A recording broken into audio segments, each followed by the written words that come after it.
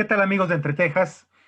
Estamos nuevamente con don Javier Espinosa Mandujano. Tuvimos oportunidad en la charla previa para platicar del Ateneo de Ciencias y Artes. Seguramente que, como yo, habrá notado que en el discurso de don Javier podemos interpretar en la persona de él la gran formación intelectual, humanística, de varios o de la mayoría de sus compañeros ateneístas. Justamente eso es algo que a mí me dio mucha alegría poder compartir con ustedes. Darnos cuenta de la talla intelectual de estos grandes personajes que hemos recordado en los programas previos y que fueron integrantes del Ateneo de Ciencias y Artes de Chiapas. Pero no quisimos perder esta oportunidad maravillosa que se nos presenta de charlar un poco más ampliamente en este programa con don Javier, y yo le rogué que habláramos de su obra literaria, de sus trabajos publicados, de sus libros, para tener un acercamiento mayor al personaje, al intelectual, al polígrafo que es don Javier. Pues don Javier, muchas gracias por su generosidad con su tiempo. Sin duda que un tema amplísimo es su producción literaria, sus libros publicados. Háblenos de ellos, por favor. Sí. Desafortunadamente yo empiezo a escribir con retraso. Me dedico a otras cosas. No logro precisar el gusto por escribir hasta la publicación de una obra de teatro en 1964 que el maestro Fábregas publicó en la revista Icachi. 1964. Curiosamente, ya para entonces yo tenía una buena amistad con don Agustín Yáñez. Y le envié la revista con el temor, ¿verdad?, de que pues allí aparecía una obrita de teatro que yo había escrito.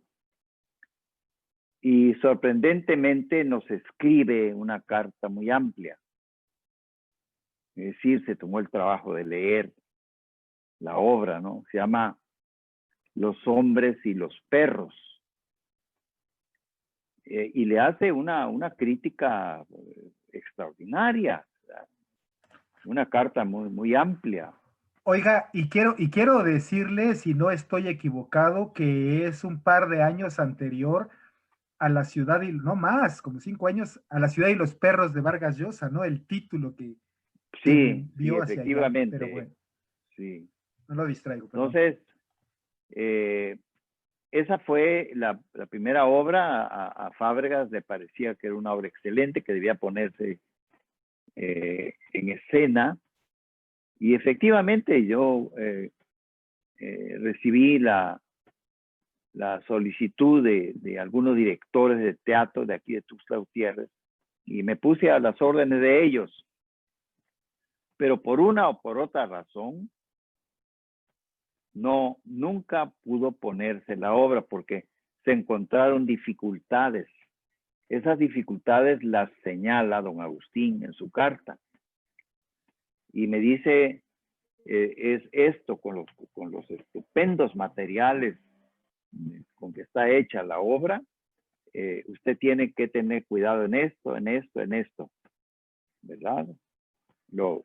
Me parece, los materiales son extraordinarios, ¿no? Entonces, por favor, esto.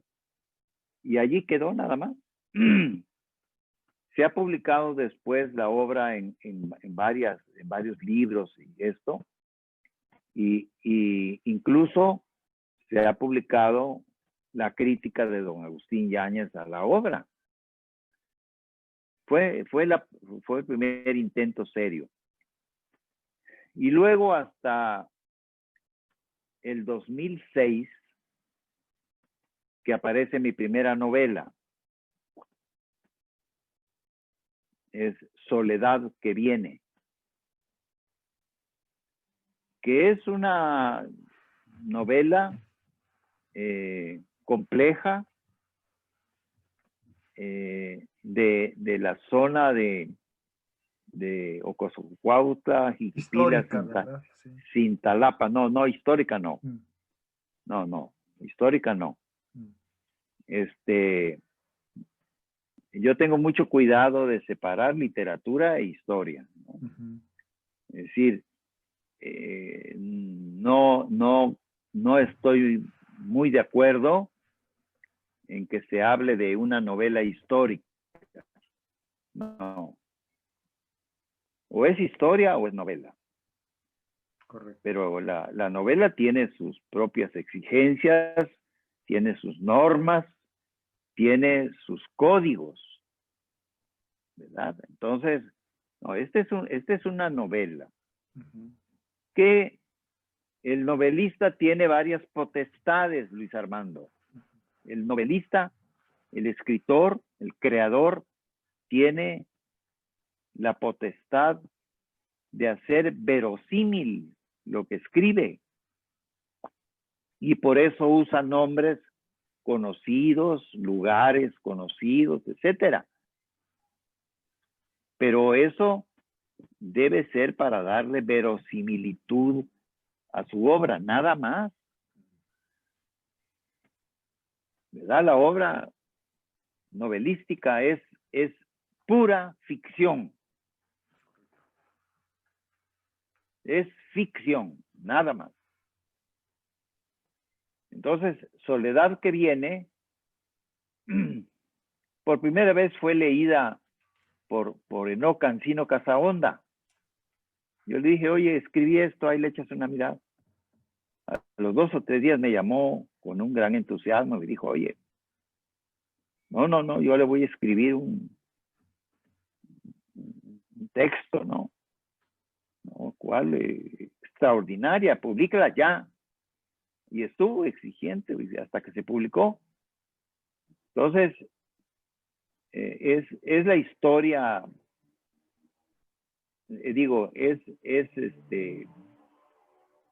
tenemos muy metidos en el lenguaje estas palabras de las que no podemos separarnos con facilidad, ¿no? Es la narración.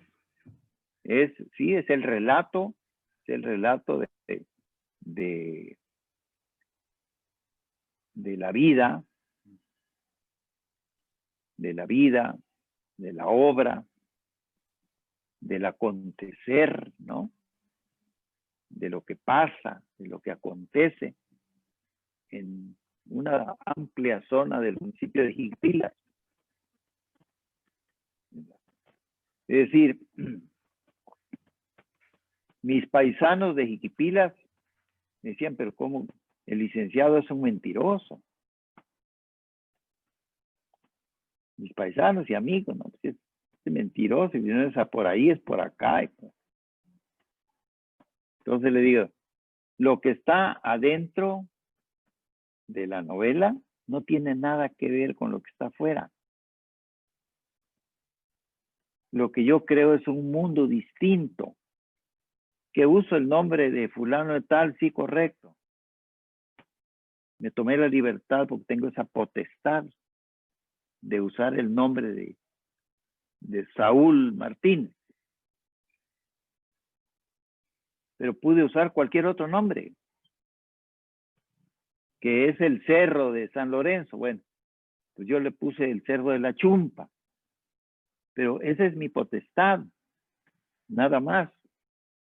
Tienes que, si empiezas a leer esta novela, porque me reuní varias veces con la gente de Jiquipilas, si empiezan a leer, tengan la absoluta certeza de que es un mundo creado por mí, que no tiene realidad.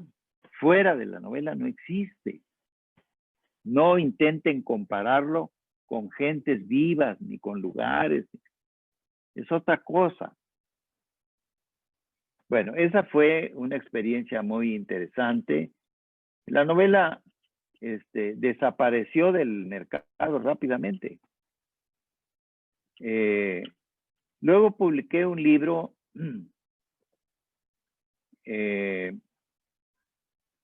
para no dejar en vano mis estudios en Roma, que se llama Introducción a la idea y experiencia de la historia. Ese es un libro que aborda los aspectos teóricos de qué cosa es la historia, pero aprovecho esa noción y experiencia de la historia para examinar en 23 ensayos distintos acontecimientos de Chiapas. Es decir, yo no quiero la historia ni la filosofía, etcétera, como objetos de adorno que no me sirvan para nada.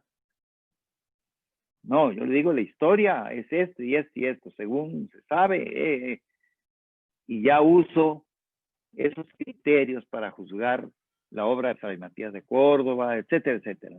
Son 23 ensayos que se reúnen allí. Entre ellos un ensayo muy, pero muy interesante, que es el de la agregación de Chiapas a México. ¿Por qué Chiapas se agregó a México? Ya una vez que se tienen los instrumentos, ¿verdad?, de juicio, resulta fácil comprender por qué. ¿Qué movió a los coletos a agregarnos a un país a un país inexistente?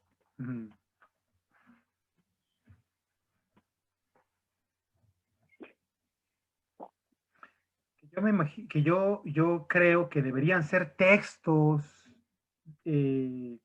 para la lectura de los estudiantes de historia en nuestras facultades, en nuestras universidades, sí, que ha hecho falta esa promoción de nuestros autores chiapanecos, ¿no? De tener una biblioteca de escritores chiapanecos a donde uno vaya a la librería tal en Tuxtla Gutiérrez y aquí están reunidos todos los autores o la mayoría de los autores chiapanecos desde la colonia hasta la fecha, ¿no? Y en todas las disciplinas de estudio. Pero bueno, qué interesante ya. Luego publiqué otra novela recientemente que se llama Sobre la Tierra. Esa es una inmersión en el pueblo de Jiquipilas. Es una inmersión ficticia también, ¿verdad? Pequeño pueblo de Jiquipilas, fundado en el siglo XVI. Su templo, el templo de San Pedro y San Pablo, se terminó de construir en 1560. Fray Domingo de Pamplona construyó una masa de ladrillos, de millones de ladrillos. La nave principal de la iglesia tiene 90 metros de largo. Wow. Similar a los grandes conventos de la época dominicos, de Tecpatán, de Copainalá, de Copanahuasla. Así es, sí. ¿Y fue convento también? No. ¿No? Templo. Fue iglesia nada más, ¿no? Sí. Que Fray Domingo de Pamplona. Prestó servicios a diversas comunidades vecinas que fueron reducidas por los frailes dominicos. Reducción de indios. El rey Don Carlos I, incluso a solicitud de Fray Bartolomé de las Casas. Desde 1540 publicó decretos de reducción de indios. Bajarlos de las sierras, de las montañas, agruparlos alrededor de una iglesia y formar los pueblos de Chiapas. De indios. Entonces, en Jiquipilas se reunieron dos grandes comunidades. Y como el pueblo tiene una parte alta y una parte baja, hay Jiquipilas de arriba y Jiquipilas de abajo, que son totalmente distintos. La gente de abajo es absolutamente distinta de la gente de arriba.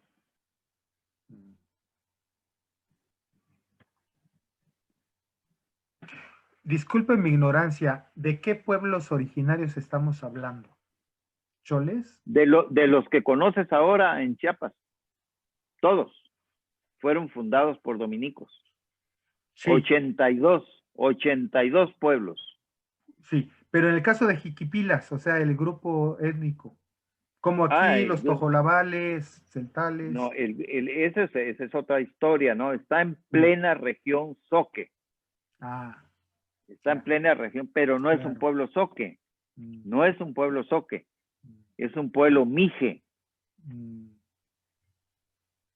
Es un desprendimiento Mije de la zona Popoluca de Puebla, donde residen los Mijes, que vinieron atrás de una columna de soldados mexicanos para protegerse, y cuando llegaron al Valle de Jiquipilas, les pareció que ahí estaba bien y ahí se quedaron.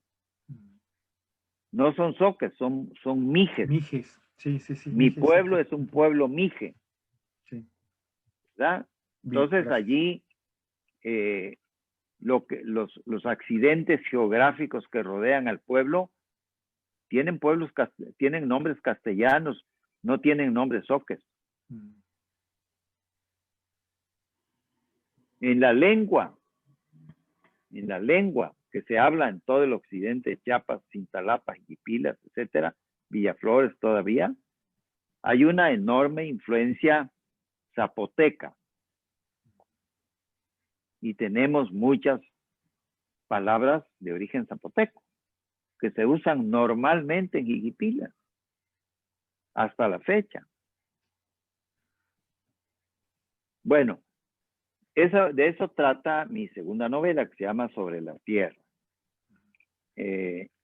Y preocupado por la cosa de la que no me he desprendido nunca, de la filosofía y del pensamiento, es decir, de este principio de razón que alimenta la vida y la existencia de todo el occidente del mundo.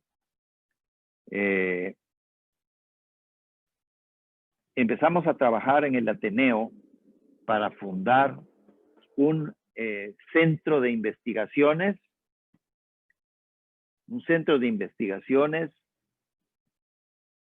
de problemas de Chiapas y sobre todo del discurso del hombre. Entonces, hay una serie a esa publicación del Ateneo se llama Carburo.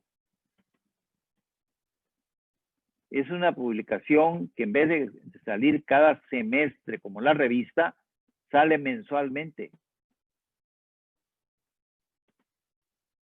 El primer número, son 2 ensayos sobre el lenguaje que yo presenté en 2 congresos internacionales que se celebraron aquí en la Universidad Autónoma de Chiapas.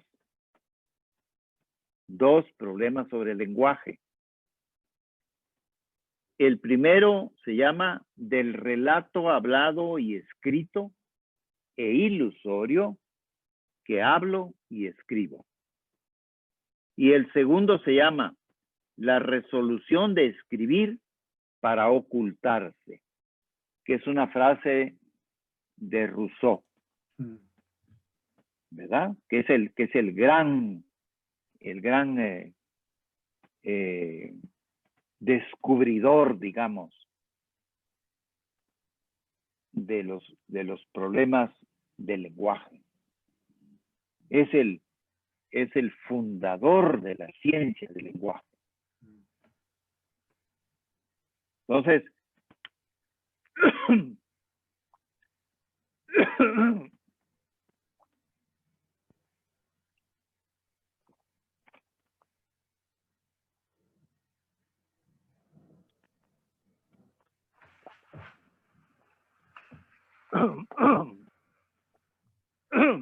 entonces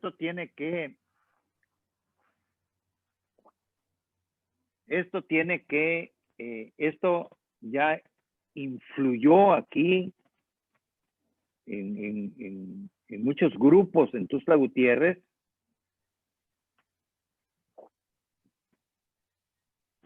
Se tapó aquí. No, pero sí lo escucho muy bien, está muy bien la grabación. Muy bien. Sí. Entonces, esto ya ha logrado influir porque son publicaciones breves, ¿verdad? Muy bien, son legibles, ¿verdad? Esta colección la vas a recibir a donde me digas. Gracias. Inmediatamente yo te la voy a enviar. Qué amable, gracias. Oiga, ¿y ya las tiene en línea para que cualquier persona en el mundo pueda consultarlas? Sería conveniente. Creo que hay en línea ya varios. Qué bueno. Varios. Sí. Este es un carburo del doctor Fernán Pavía Farrera, el número 2, que es sobre la matrícula de tributos. Una maravilla del códice, de claro. Chiapas. Sí, sí, sí. ¿Verdad? Sí, es decir, sí, qué sí. cosa es lo que pagábamos. Claro, claro. ¿Cuántas pieles de tigre? ¿Cuántas aves de quetzal? Fanegas de colibríes? cacao, sí, es una maravilla. O sea, visualmente inclusive es una maravilla ver la matrícula. Esto es un ensayo de pedagogía de la totalidad se llama, de un doctor en educación que es profesor de la Normal Superior aquí y es un ateneísta extraordinario, que es Gilberto Aguilar García, hermano de Manuel Aguilar García, ¿verdad? Esto es un texto de Ricardo Cuellar Valencia, que es un doctor en letras, sí, cómo no, de la Universidad de Valladolid, viejo profesor de la UNACH. Sí, de origen colombiano, editor. De origen colombiano, exactamente. Sí, sí, muy admirado y respetado. Número 5 es un escrito mío sobre el posmodernismo en Occidente, o una estrategia para pensar y leer el discurso de los últimos 25 siglos. Aquí se contiene todo el pensamiento renovador, ¿verdad? 25 siglos seguramente allí aduce a el siglo V en Grecia, ¿no? El siglo de Pericles a la fecha. Platón, Aristóteles, Sócrates, por supuesto. Oiga, ¿usted conoce esta frase a propósito de lo que nos hablaba anteriormente? En una ocasión escuché a don Edmundo Gorman en una cátedra en la Facultad de Filosofía y Letras de la UNAM, que decía, y no lo entendí en aquella ocasión, que decía, ojalá Sócrates se esté achicharrando en los infiernos por habernos hacer tan racionales, ¿no? Digo, es una metáfora y todo, ¿no? Sí. Pero sí, el racionalismo occidental proviene de allí y es lo que, como usted nos decía anteriormente, pues lo que rige. Sí. Yo me imagino que esa revista habla de eso, ¿no? Los 25 siglos. Sí, digo, ¿cómo quitarnos de encima ese peso? 25 siglos de discursos? Claro, claro, claro. ¿Sí? Es decir, ¿cómo desmontar, hacer el desmontaje técnico, científico, de esos discursos que pretenden ser la totalidad de la razón y del conocimiento, cuando son simples experiencias personales. Claro. Sí. La cultura es por eso, la cultura por eso ha resultado ser una gran mentira. Porque la cultura nosotros la incorporamos fenomenológicamente, es decir, si yo veo un árbol, lo que hago funcionar son mis sentidos, la vista, el aroma del árbol, qué ruidos produce la fronda del árbol. Puedo tocar su corteza, ¿no? Las texturas. Y confiadamente, abro mi conciencia y el árbol entra entero. Pero esa visión aparece prejuiciada por el árbol de la vida de Adán y Eva y el árbol que pintó Doré para... No, digo, ya mis sentidos fabricaron una cosa de la que yo ya sé todo, de la que ya no puedo dudar nada.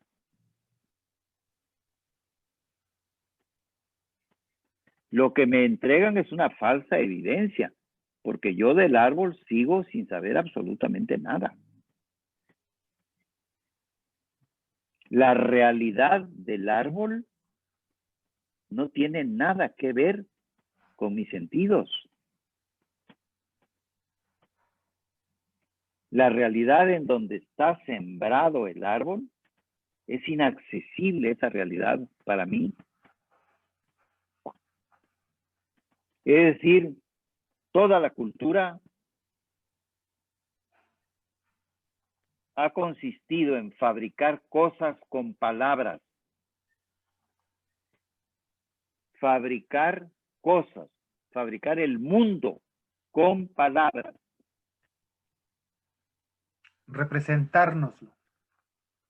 Sí, y tú piensas que ya eres dueño de la realidad del árbol. Eso no es cierto, ¿verdad?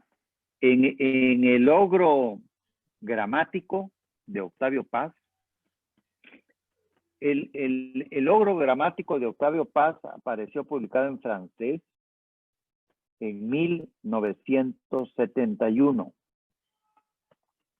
En los momentos en que en París se daba la gran explosión postmodernista de la filosofía, de Derrida, Lyotard y muchos más. Entonces es una crítica que nadie le hace a Paz, pero yo se la voy a hacer. Paz fue un filósofo postmodernista, porque en el texto que yo reproduzco en varios libros de Paz sobre un árbol es extraordinario. Es decir, es un muro con el que uno se encuentra. Uno no sabe nada del árbol. Uno ha inventado una cosa usando una palabra, nada más. Y tu alma, tu existencia, está llena de cosas inventadas por palabras. Cielo, árbol, montaña, río, pez, todo.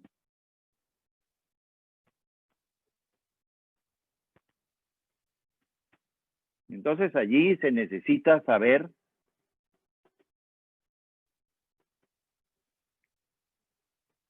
cómo funciona el principio de razón y la última consecuencia que se da con ese planteamiento es el de la metafísica de la presencia, que sembró de dudas a Descartes. ¿Cómo sé que soy? Sí, la duda sistemática, claro. ¿Cómo sé que soy? Entonces él dijo, cogito ergo sum. Pienso, luego existo. Que terminó por desacreditarse ante él mismo, porque aquello no le creaba ninguna certidumbre, ¿verdad? Porque la función del pensar es una de tantas funciones, pero quizá la más importante función sea la duda. Y por eso funda un método en la filosofía que se llama el método de la duda sistemática. A partir de allí, no sabemos, en primer lugar, cómo fuimos echados al mundo, entre comillas, echados al mundo. Tampoco sabes quién te instaló la gramática que tienes en tu cabeza. Eso no fue obra tuya, no es obra de razón.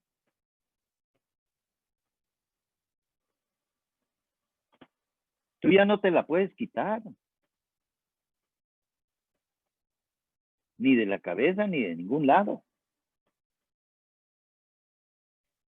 Estás condenado a vivir con esa gramática. Y con esa gramática escribes. Y escribes en un texto. Y piensas e interpretas al mundo, por supuesto. Pero fuera del texto, no hay nada. Fuera del texto no hay nada. La frase es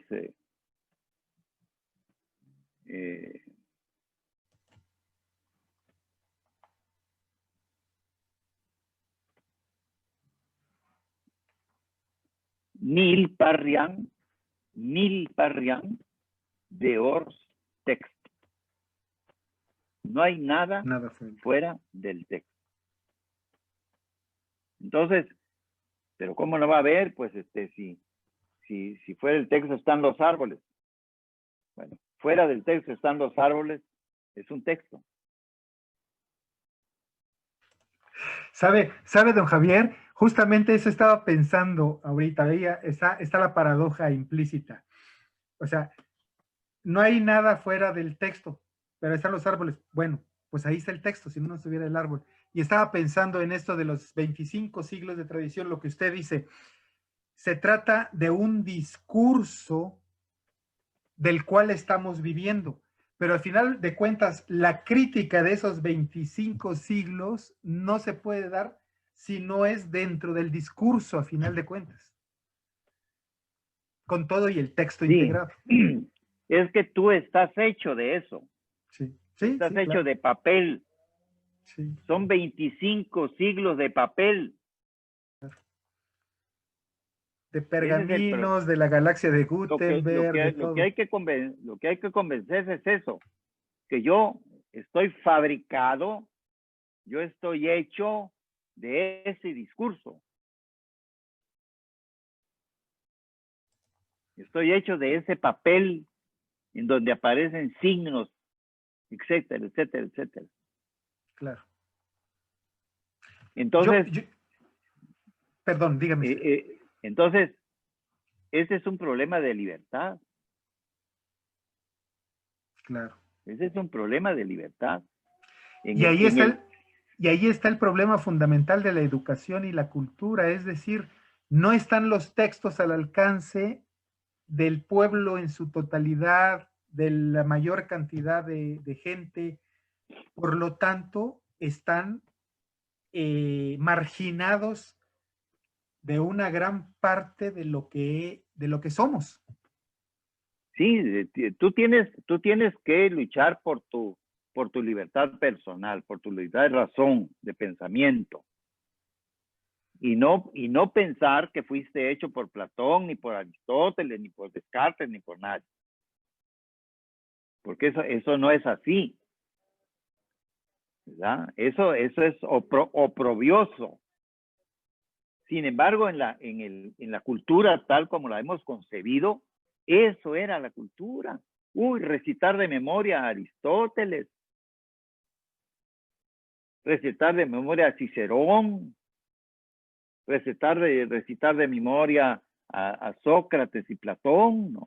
El banquete, qué equilibrio tan extraordinario. Claro. Y te conviertes en un loro mecánico. Claro. Pero no estaba el juicio crítico del individuo con respecto a esa tradición. O sea, Digo, aprendimos a leer y a repetir, pero no a reflexionar y a ser críticos en ese sentido. Digo, eso es convertir al mundo en un mundo de víctimas. Don Javier, está dando vueltas en mi cabeza la posibilidad de compartirle una frase que escuché hoy en la radio, que no lo va a creer usted.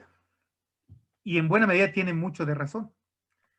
Estaba entrevistando la conductora de un programa a un especialista, a un abogado, con respecto a la demanda que existe contra Google y Facebook por el monopolio.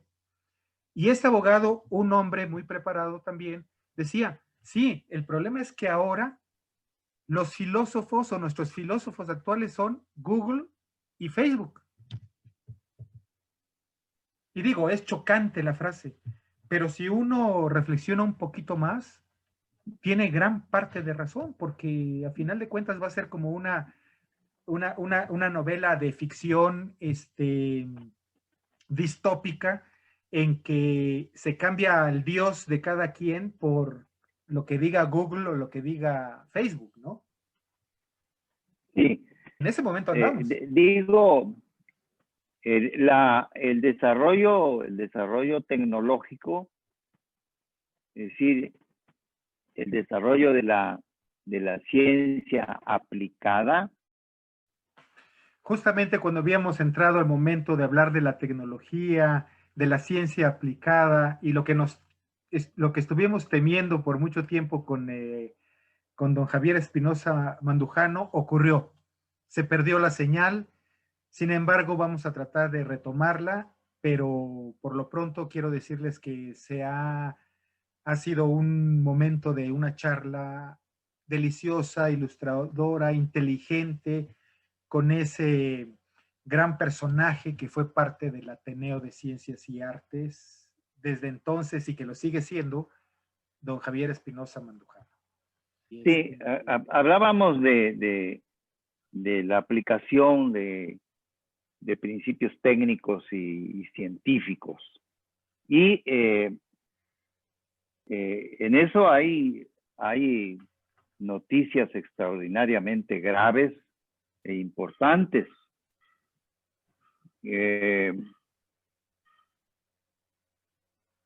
Aquí surge uno de los asuntos más interesantes de la vida del hombre. El saber del hombre. El conocimiento, la palabra conocimiento del hombre no es lo mismo que el saber del hombre. Claro. Bueno. Pero a partir de hace relativamente muy poco tiempo, yo diría que 3 años, tal vez, 4 años, 5 años, la cultura, esto que hemos llamado cultura, la ciencia, las artes, la filosofía,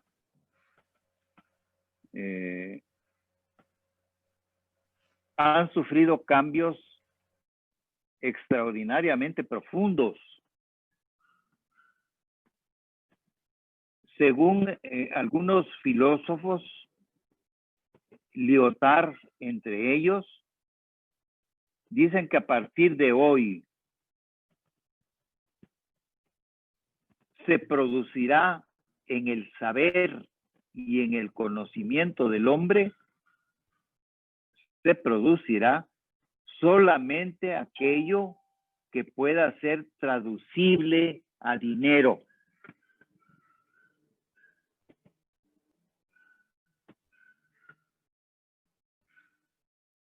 Ya oímos hablar con mucha frecuencia de los bitcoins.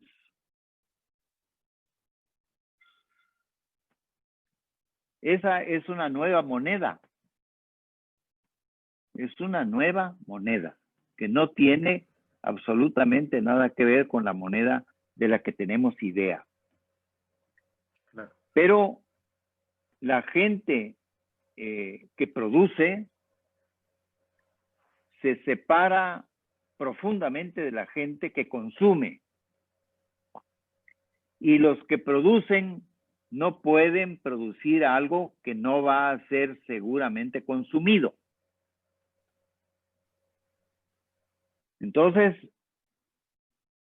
una forma manifiesta y poderosa que tienen de actuar es la de formar a sus consumidores, de hacerlos como ellos quieran que sean.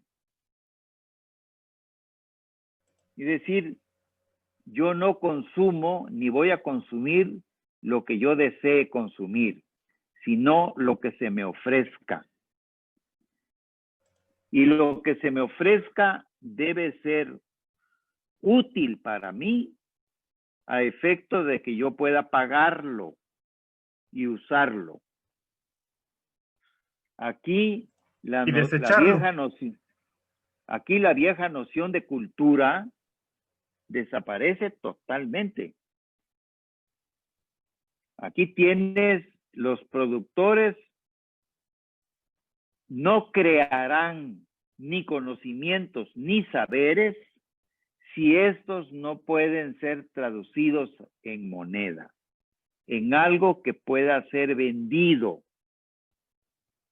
Y eso es lo que está sucediendo actualmente en el mundo. Ya llevamos un camino muy avanzado, muy avanzado. Ya nos hemos convertido en países, por ejemplo, como México, que es un país extraordinariamente complejo.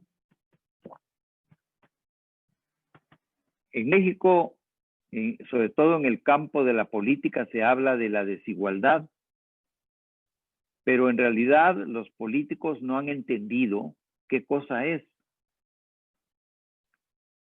Ellos piensan que ser desiguales es no tener las mismas oportunidades, o que ser desiguales es que unos sean ricos y otros sean pobres. No, ser desiguales en México es que unos viven en el siglo XVI y otros en el siglo XXI. Hay que leer el viaje que hizo Toynbee, al que yo estuve invitado en 1953, wow. de San Cristóbal a San Juan Chamula, 20 kilómetros. En 20 kilómetros retrocedimos 400 años. ¿El historiador Arnold Toynbee estuvo en San Cristóbal para hacer eso? Sí, así es. Así es. Yo lo cuento, precisamente le dedico un ensayo en mi libro ese, Introducción a la Idea y Experiencia de la Historia. Cuento cómo el director del centro coordinador Celtal Sotzil tuvo alguna relación conmigo, amistosa, y me dijo, aprovechemos, vamos, acompañemos a don Arnold, ¿verdad? Que era ya un hombre viejo. Y luego publica su libro ya traducido su libro en inglés es An Historian Approach to Religion. La traducción castellana es El historiador y la religión. Pero es una aproximación del historiador a la religión. An historian approach to religion. Pero allí él establece con muchísima claridad cuál va a ser la tragedia futura, el porvenir del mundo, en que unos vivirán en el neolítico y otros no. Entonces, nos extrañamos de esta enorme crueldad que ha surgido en nuestro país. Una crueldad incomprensible, irracional, sin límites. La depredación de que han sido objeto y siguen siendo objeto las mujeres. Bueno, es el neolítico. Unos viven 10,000 años atrás y otros apenas estamos sobreviviendo en el siglo XX, XXI. Esa es la desigualdad que hay que entender y de la que no se habla en ni universidad mexicana ni nada, porque las universidades mexicanas le tienen pánico a teorizar, a especular.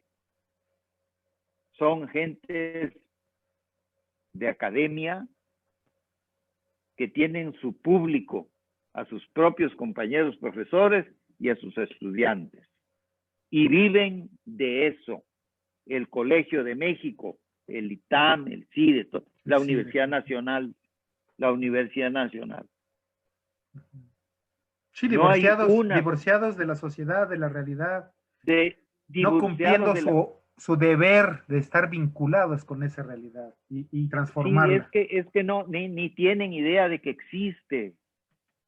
Digo, cómo esa desigualdad tan bárbara que se presenta a la vista, cómo no genera un instrumento de razón en la política, en las ciencias. Nadie habla de eso, de esa desigualdad que es la verdadera tragedia del pueblo mexicano. Claro. Ahora, al mismo tiempo, puede ser un gran tesoro. Pero para eso se necesitarían políticos de una estirpe que no tenemos. Es que justamente eso le iba a comentar. Si se diera esa igualdad a la que usted se refiere y que procuramos ocultar o ignorar, pues si se hace igual, o sea, esa desigualdad se refleja en la política, en los derechos políticos de los mexicanos. Digo, entonces lo planteamos a la inversa, ¿no existe entonces una perversidad en la clase política para que eso se mantenga así? Pues ni siquiera eso, ni siquiera eso. Lo hacen por ignorancia, por falta de razón, de entendimiento, ¿verdad? De inteligencia. Absolutamente no. ¿Por qué? Porque tampoco hay los resortes en el pueblo. Los pueblos indios están exigiendo tener su propio estatus, sus propios códigos de justicia, de moral, de derechos, etcétera, etcétera. Esa es una exigencia de los pueblos indios. ¿Legítima le parece justa? El Estado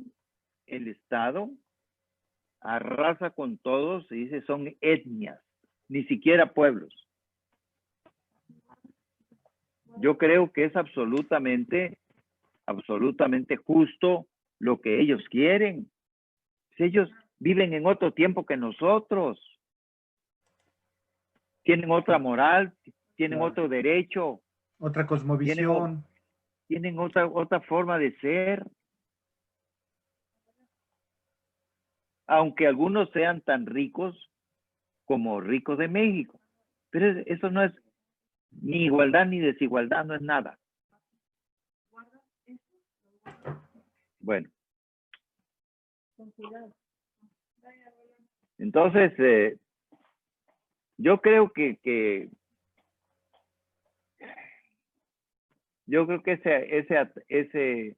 ese atraso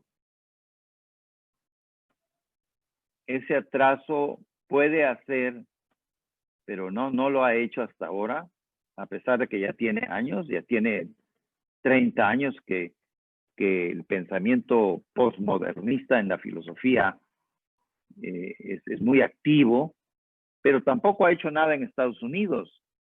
La Universidad de California en Berkeley, allí tiene esa universidad a uno de sus profesores, a uno de los filósofos postmodernistas más importantes de nuestra época. Es Aidan White.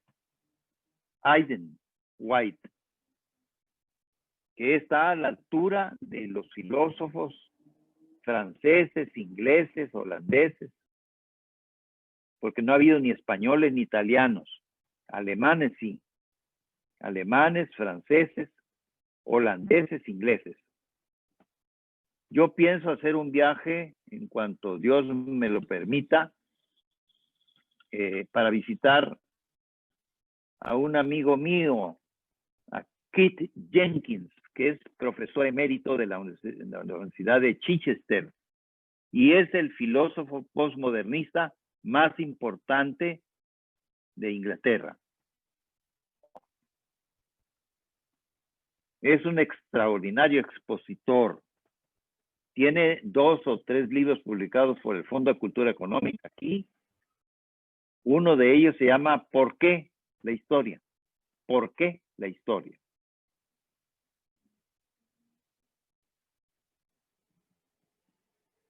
Pero ya es un hombre de 80 años, 80, 82 años. Yo ya tengo 88. Pero esto está muy oscuro, muy oscuro.